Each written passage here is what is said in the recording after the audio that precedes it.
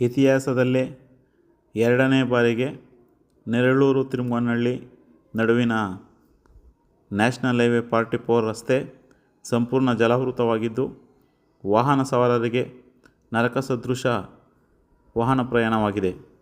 ಹಾಗೂ ಇತ್ತೀಚೆಗೆ national highway ಕಾಮಗಾರಿಗಳು ಜರುಗುತ್ತಿರುವುದರಿಂದ ರೈಲ್ವೆ ಗೇಟ್, ಚಂದಾಪುರ ರೈಲ್ವೆ ಹಳ್ಳಿಗಳಿಂದ ಹಿಡಿದು ಅತ್ತಿಬೆಲೆವರೆಗೂ ತುಂಬ ಟ್ರಾಫಿಕ್ ಇದ್ದು, ಅತ್ತಿಬೆಲೆ, ನೆರಳೂರು ಪಂಚಾಯಿತಿ ಹಾಗೂ ಚಂದಾಪುರ ಪುರಸಭೆಯ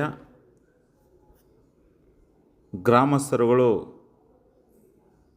ಇಲ್ಲೇ ಲೋಕಲ್ ತಮ್ಮ ತಮ್ಮ ಹೊಲಗಳಿಗೆ ಲೋಕಲಲ್ಲಿ ಓಡಾಡಲು ತುಂಬ ಪ್ರಯಾಸ ಪಡ್ತಾ ಇದ್ದಾರೆ. ಕೇವಲ ಅರ್ಧ ಕಿಲೋಮೀಟ್ರ್ ಪ್ರಯಾಣ ಮಾಡಲು ಒಂದೊಂದು ಬಾರಿ 1 ಅವರು 2 ಗಂಟೆ 1 ಗಂಟೆ 2 ಗಂಟೆ ಹಿಡಿಯುತ್ತಿದೆ.